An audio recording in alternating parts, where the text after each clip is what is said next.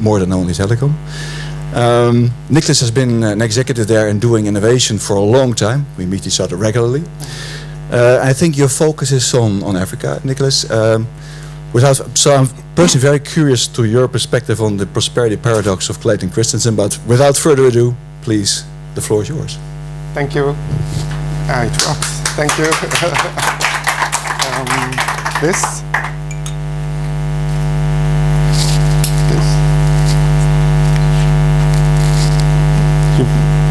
You press this.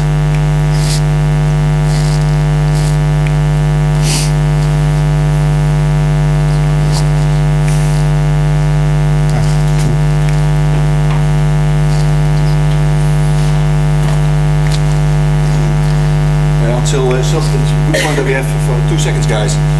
Being from a chemical company, probably you also recognize that as well. We're all about safety. So two things. The safety exits are there. But they get into the hole, and Alex and myself, we just checked where we then should go. So if something happens, please follow us. Unless something happened to us, then don't follow us. Second thing is that I see a number of bags lying around. Maybe not now, but maybe later on you might want to push the bags to the side or to the back because there's a lot of walking around now. That might be a bit dangerous. So please remove your bags, but not now. Thanks.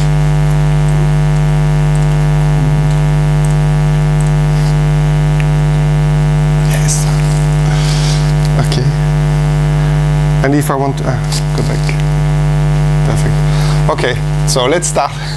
Hi everyone, I'm very happy to be here. We are just before the break, so you will have 20 minutes of this little French accent, which is very strange, but I hope it will keep you awake at least. As I was introduced, I'm an expert in innovation. Actually, what I like to say is that I design innovation program. And I've been doing that for not 15 years at Orange, because I started by designing innovation product and innovation services, but then I move a bit behind, like a mentor, and I started to design innovation program where innovators can thrive. So that's what I like to say. So I'm going to speak about 3 of this program. Open innovation, empowering employees, entrepreneurship, and the current program I conduct right now in Africa with Orange. And based on these 3 lessons, I will share with you a kind of framework to design an innovation organization. So I've adapted also my presentation because I've seen in the agenda that there is a lot about cooperation with startup. So I will not go into details into that part, but I've added another part with, what's your first name? With Ina, about generative AI, because I thought that this topic might interest you. We did just that during the pause, so it was a bit of a stress, but I think we've managed to do the demo. Okay, so Jordi introduced or go through open innovation, so I won't go into too much detail into that again. Innovation is like a parachute, it works better when it's open. I think you are already convinced about that. At Orange, we invested a lot in open innovation with various devices. Learning expedition, so kind of sharing culture. IDbox Crowd Innovation, that's the first platform that Jordi talked about. And we did our own platform, Imagine with Orange, to share ideas with internet users all over the world.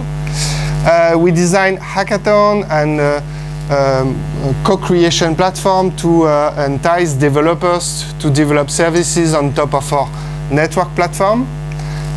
We have 2 kind of incubation startup accelerator, one for external startup, which is called the Orange Fab, one for internal startup, which is called the Entrepreneur Studio.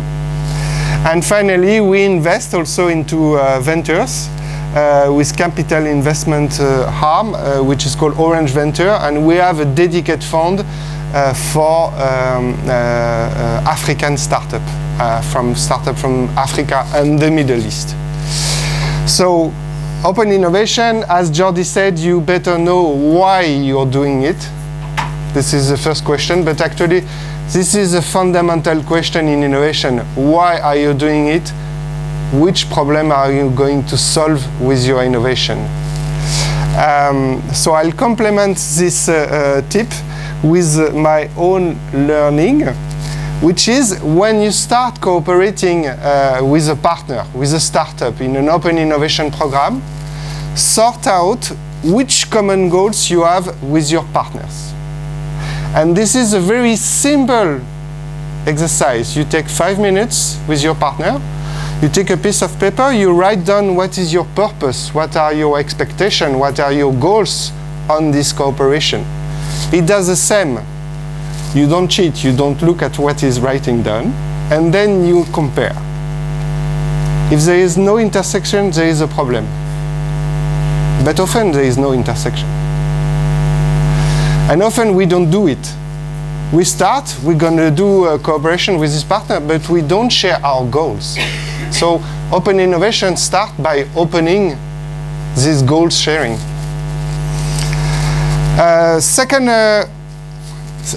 So these are 2 slides to help startup cooperate with corporation, but you will have a presentation about that, so I just mentioned them, I won't comment them. And another slide is about helping innovation to build an ecosystem with startup locally. So I suggest 5 steps. Again, I won't comment them, you will find them in the presentation, and you will have a specific presentation about that. I've seen that in the agenda. Now I'd like to speak about the second innovation program, and again a very simple lesson I've learned through this program, which is about entrepreneurship or empowering employees on innovation. I've worked 3 years on this program. During this program I've met with 40 other corporations trying to set up such a similar innovation entrepreneurship program internally. So to help employees innovate, not only from the R&D, but from everywhere in the companies. And based on these exchanges, I realized that I was always mentioning the 5 or 6 key points to have in mind when shaping such a program. So I wrote a book about that, which is not about 6 key things, because it's not sexy. I called it 10 things, 10 steps to shape an innovation program.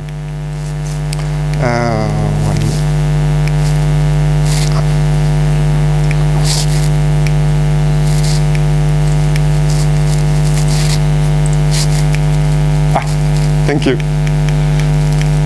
So these are the 10 steps, and this is the book, The Entrepreneur Factory. So let me stress about a few steps. The first one, it comes back to the reason why you are starting this entrepreneurship program or this innovation program. And very often it can differ from a transformation cultural program to instill creativity into the head of the employees. Or it can be another reason, which is to develop very creative, out-of-the-box products. These are 2 completely different goals. So you better write them down before you shape a program which will answer to these goals. Another item, which is on step 10, you see that you define the values that you want to create with this program and associated metrics. Very often we do that at the first steering committee. Okay? We have to write down some metrics to see how the program is progressing and so on. It's better to define your metrics at step 1, and a very pragmatic way to do that is to go and see your sponsor, to go and see the business unit which are participating to the program and ask them, what do you expect as a value creation? What will make you happy in a 6-month time? They are your customers in a way, so ask them what they expect and turn that into your own metrics for the program. So this brings me to the question of the sponsorship and the question of the business unit commitment. So yesterday we took a plane from Paris, and with the lady there. And we had 45 minutes delay because they had to change the wheel, but at least they knew that they were going to land in Berlin. Okay? So with the innovation project, it's better to know where you're going to land with your creative idea. Will it be a service that will be as a spin-off of the company because it has nothing to do with the company? Or are you looking for a business unit which will help you commercialize the idea and scale? In other words, which is your landing airport?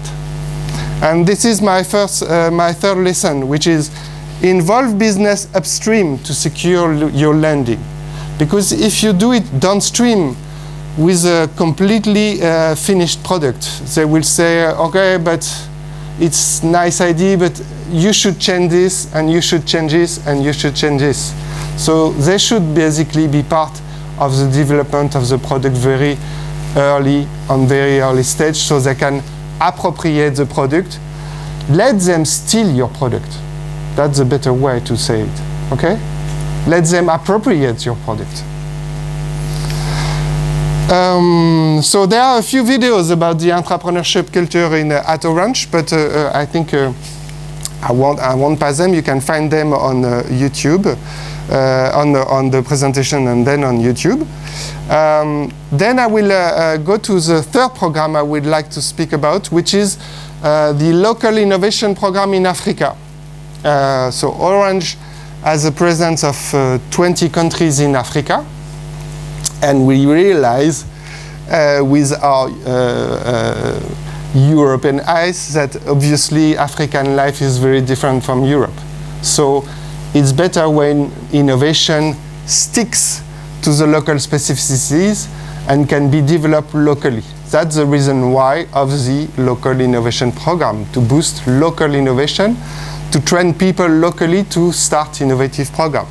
So it's based on cooperation with the innovation ecosystem. It's based on the power and the empowerment of Orange Business Unit employees. It's based on the lean innovation process, so user-centric design and the test and learn steps. And fourth element, maybe, which is a bit different, it's based also on the cooperation between our central European innovation division, which design global platform, and local initiatives. And this is my third lesson.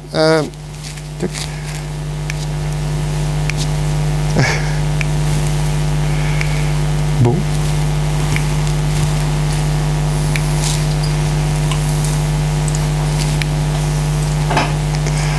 Okay. Which is, if possible, design. We mentioned open innovation, but we can speak also about open platform that facilitate cooperation. So what are open platforms? These are platforms that can be used by your end users, customers, but that let also what we call producers or developers design their own services on top of your platform, and this way they will enrich the value of your platform and bring more customers. This is the platform model. In our case, in Africa, we have a telco, but also financial services with an Orange Money platform. I will speak a little bit about this story. And we've designed this Orange Money platform centrally for the 20 countries in Africa. So delivering financial services like a mobile wallet in a way, okay, like Apple Pay or Google Wallet. But it is an open platform. What does it mean? It means that the country locally can develop specific features on top of the platform. If they want to do specific for Ivorian customers, if they want to do specific for Egyptian customer, they can do it. They have the freedom to do it.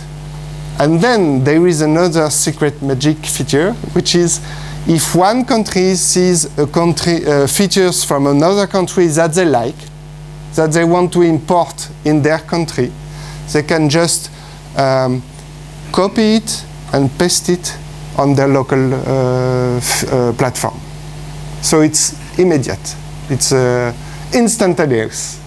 Okay? And so that propagates innovation, because you can develop locally and you can propagate it very instantaneously with this kind of open platform. But innovation is not only about process, the way to do it, the steps to go through and so on. It's a lot about culture. And in Africa, it's very important to feel that it's not only technological innovation, but also innovation that can transform people's life. People this way feel much more motivated to go for innovation. So the story of mobile money is interesting. It's in Africa, 70% of the people don't have access to a bank account. So it's very much a cash society. If they want to transfer money, it's a problem. Sometimes they give money to the bus driver, and the family at the arrival of the bus journey goes to meet the bus driver and takes the cash. And then they go back to the village. Obviously, this is not a flawless process. A Kenyan